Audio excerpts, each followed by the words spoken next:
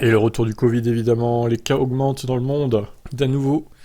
Donc le Covid représente une menace pour la tenue du Grand Prix d'Afrique du Sud. Bon, bah si ça pouvait nous laisser Spa au calendrier, d'un côté, bon...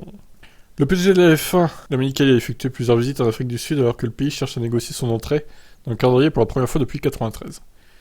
Roux, également membre du Sénat de la FIA, a expliqué que les touristes représentent une part majoritaire de la foule lors de certains week-ends de course. De telles restrictions seraient donc problématiques pour la tenue de la course. Ce que la plupart des gens ne réalisent pas, c'est que si vous regardez un pays hôte qui accueille une course de F1, 60% des spectateurs ne sont pas du pays hôte.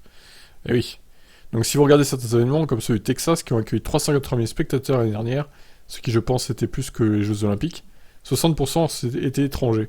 Maintenant, je pense pas nécessairement que nous allons attirer autant de spectateurs, mais vous savez, on pourrait avoir entre 250 et 300 000 spectateurs sur la période. Et venir en Afrique du Sud représente une grosse distance à parcourir, donc ils ne vont pas venir ici pour l'événement et repartir. Ils passeront leur semaine dans la région non imprononçable, et ils passeront du temps au Cap. Donc l'afflux de touristes, mais aussi des équipes, sera important. Roux a ajouté que les organisateurs cherchaient à amener Kiavi aux normes FIA grade 1 pour pouvoir organiser une course de F1. Et il est convaincu que la F1 reviendra sur ce circuit soit l'année prochaine, soit en 2024. Cependant, il pense que tenir un week-end de Grand Prix sans la participation au complet des fans ne serait pas une sage décision. Je pense que les restrictions Covid sont un grand défi, et si nous y allons avec 50% du public, ça pourrait nous mettre tout l'événement en danger. Vous savez, nous avons eu un événement plus tôt cette année, un événement international où nous avons autorisé 2000 spectateurs. Nous avions 1800 employés sur le circuit.